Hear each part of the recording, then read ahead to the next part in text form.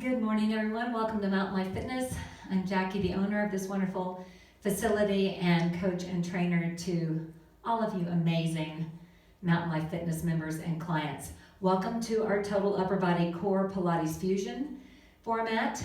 And this is a format that's really been designed as about 15 to 18 minutes to be stacked with other formats. And so it's great with the other format that we videotaped yesterday, which is the total lower body and core glutes and core Pilates fusion.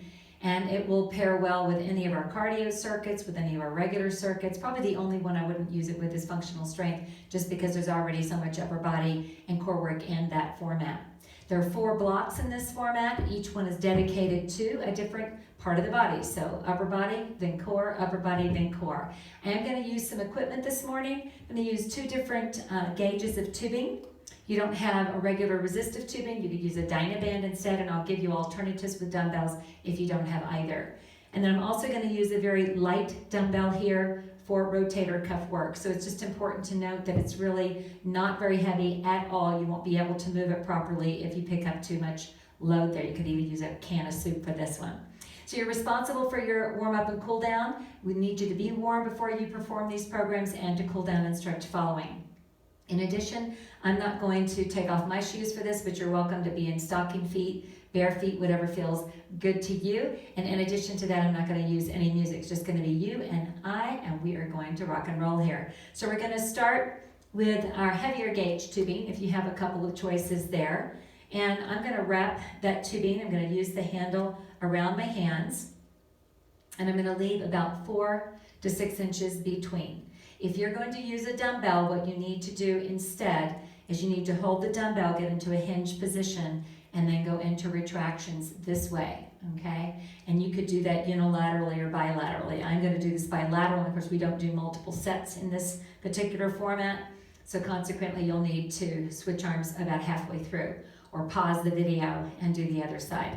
Pack the shoulders down, rib cage lifted, navel to spine, knees relaxed. I want you really bolted to the floor, and we're going to retract back 2 counts and in 2 counts. So this is going to work trapezius, okay, so about the middle of the back, very important posterior upper body postural muscle. And your idea here, your concept is to crack that egg between the scapula, yeah? So visualize that.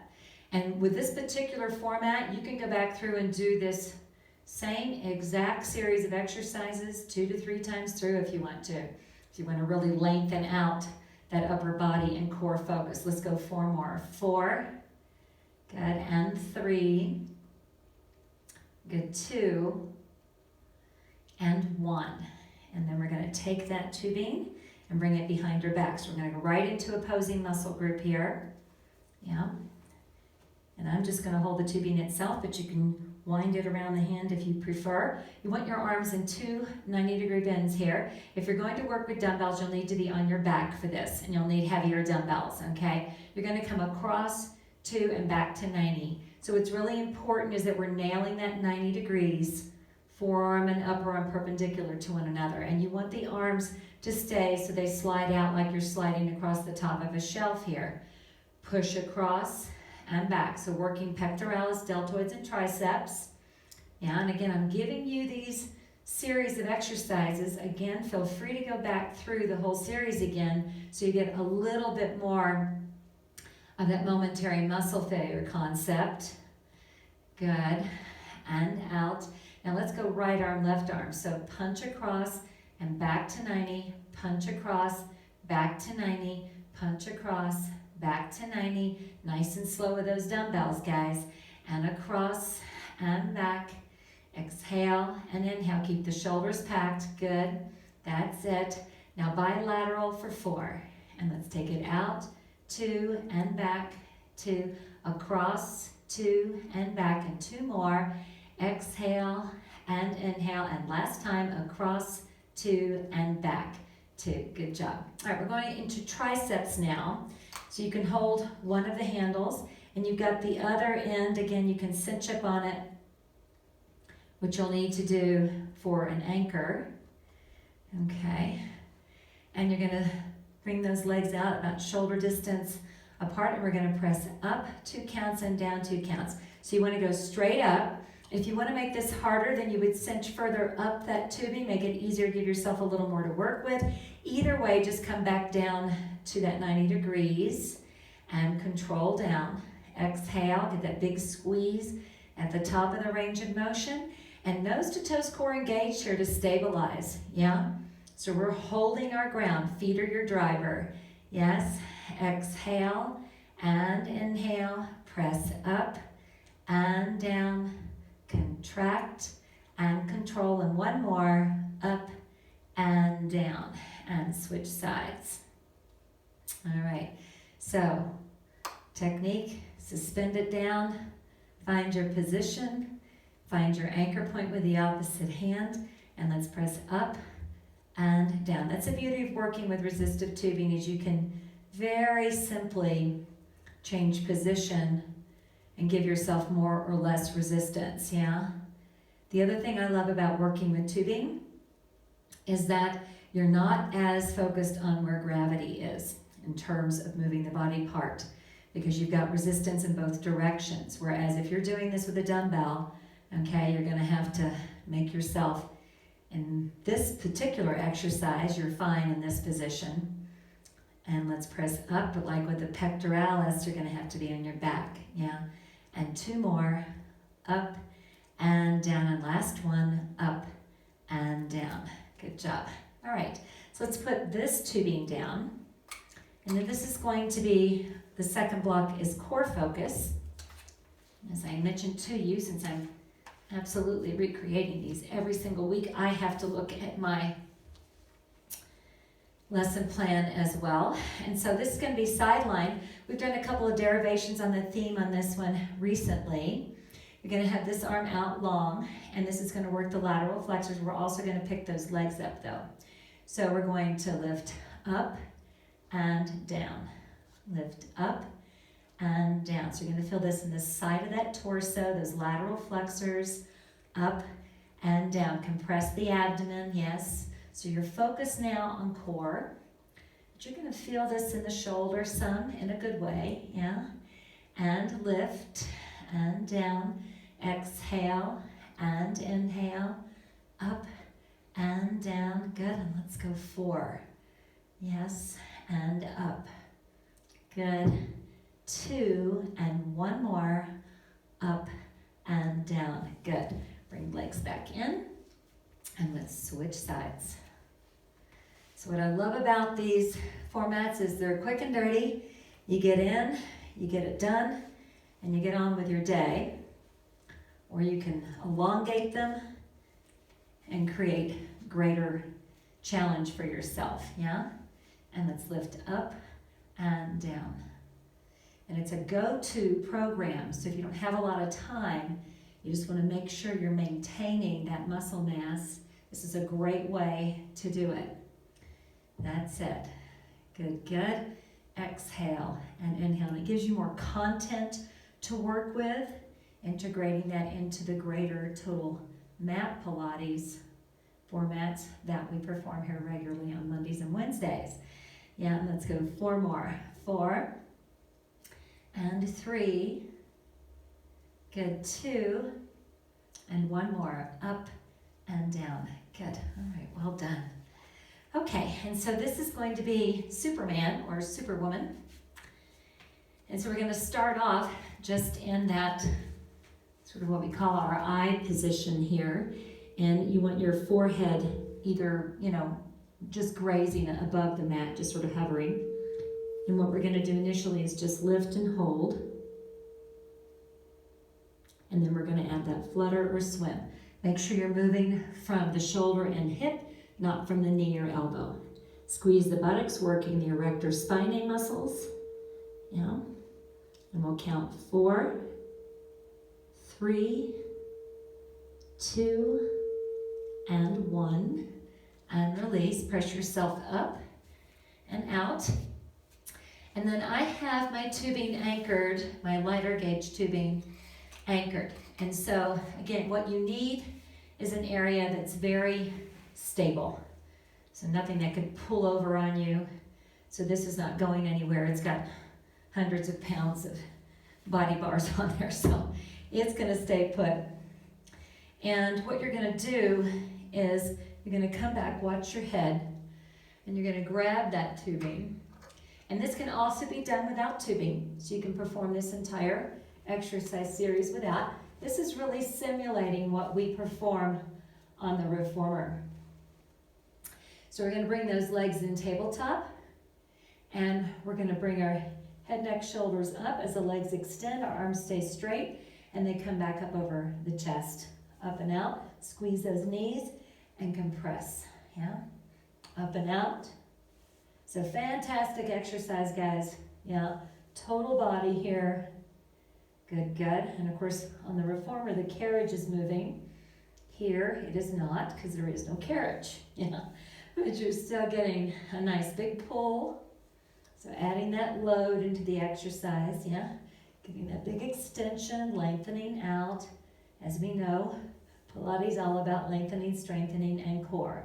Let's go 4, and up and out, 2, and 1 more, up and out. Good. And release that down, and rock and roll it back up. And then we'll come back up, or I will anyway. And you're gonna need that light dumbbell. Again, I really caution you here to make sure it is not heavy, because you'll never be able to lift it without breaking form. So you have these sits muscles, and they help to keep that humerus in the shoulder joint there. And I'm bringing a towel over just to show you that you do have this as an option. For some folks, it's hard for them to keep their arm pinned down here. Okay, so I'm gonna show it with the towel and without. I'm gonna come down, bottom leg back about 45 degrees. It also elevates the arm a little bit here. And what we're gonna do is externally rotate and then bring it back down. So you could remove that towel if you don't like it there, but it does help to keep that arm where it's supposed to be from the shoulder to the elbow joint. And I don't spend a lot of time training rotator cuff unless I have a client who requires that specific element in their program. But it is good to occasionally address these muscles and isolate them, yeah? And lift it up and back. So you should feel that humerus externally rotate. You should feel the scapula move in. Good, let's try one more. Back and down and release. Okay, so it's always one of those exercises that is surprising because the muscles are small and they have pretty limited range of motion, because their job, like I said, is pretty specific to help stabilize that shoulder joint. Okay, all right. And like I said, that sort of helps suspend that arm down, bottom leg back about 45, and let's take it up and down. So make sure that you are not letting it fall beyond that position where the thumb and the knuckles are parallel to the ceiling, yeah? You want to be careful about this, and the rest of the body just doesn't move, yeah? Isolate. Got to be able to do this pain-free. Yeah, so you never force it. Doesn't feel right, then you're going to stop immediately. Yeah, good. And up, and 4 to go. 4 and 3. Good, 2 and 1 more. Up and down. Good. All right, and place that down. And then we will come over to push-ups, yeah? So good old upper body exercise there, working the pectoralis, deltoids, and triceps. And we are going to perform 12 here, guys, okay? So full or modified. Pack shoulders down, rib cage lifted, navel to spine. Let's go 12, 11, 10, 9, 8, 7, 6, 5, 4, 3, 2, and 1. And release it back. All right, and then come on back up. And I'm going to use my thinner gauge tubing, but you're welcome to stay with the thicker gauge if you like. And if you don't have either, then you can use a dumbbell here. And you can go pretty heavy dumbbell. What you want to do if you're using the tubing is you want to anchor it. So in my case, my left arm is going to be holding it as the anchor. My right one is going to be working. And so consequently, I want as little of tubing as I can get away with here to stress that muscle. And I'm going to curl up, 2, and down. Feels too easy? In my case it is. I give myself a little less tubing. Up, 2, and down, 2. Exhale and inhale. Everything else is stable, so I want you to focus on that. Yeah? We really want to know that when we're working in isolation, so we're taking a muscle and isolating it, that's exactly what it means. Nothing else is moving. That's called compensation, and we want to avoid that. So we're not leaning to the side, we're not leaning back, yeah? And up and down, exhale and inhale, lift and resist, and one more time, up and down, and switch your sides. And it's also good to work unilaterally and bilaterally. Everything in life is not bilateral. Everything is not unilateral, so we want to do both so we are functional. Let's take it up, 2, and down. Good. Exhale and inhale, lift and control, and up and down. Looking good, guys. Hold your ground. Be strong here. Bolt your feet to the floor. Yes. And lift and control. Fight that lengthening as you go down. 4 more. 4. Yeah. And 3. Good. 2. And 1 more. Up and down. Nice job. All right. So we'll come back down. This is going to be our final block. And this is going to be a walking plank, but this is going to be a forward and back walking plank. We'll often do the lateral walk, kind of like a crab. Today's going to be sagittal plane walk. Okay, so you're going to be very careful that you don't overshoot. You take your time. You're not trying to do this fast. So find your plank and then start walking forward. Yeah. And then back. So it's about a 4 count, yeah? 4, 3, 2, 1, and 4. 3, 2, 1, 4, 3, 2, 1, and 4. 3, 2, 1. All right. Surprising. Okay. So let's come on over to your back. Tabletop legs. Rest your head on your fingers. And let's try to keep the lower body still. You're going to rotate to your right for 4. So up and across. 2. Rotate. Then left. Across. Across. Good. Now 2 and 2. 2. Good. Working those obliques. And 2. 2 and 2 again, please. Right. Yep. And left. Now single. Right. And left. Keep head off the floor. Move from the waistline. Lead with the shoulder. Across. Across. Get ready. 2. Right center, left center. Right, center, left, center. Right, center, left, center. 2 more times around. Right, center, left, center. Last time through. Right, center, left, and center. Good job. All right. Okay, so last one on the hip braid this morning is going to be a jackknife variation, okay? What you're going to do is keep the right leg in tabletop, extend the left one, And you're going to take that right arm back, and we're going to reverse curl. So we're going to come up, and we're going to allow that leg to move, but watch the depth. Keep the leg rigid. Yeah. Arm stays with torso, and back. Exhale and inhale. So keep that pelvis in neutral. So only let that leg go down as low as you can control that pelvis. Yep. Up and back. And one more. Up and back. And then switch sides.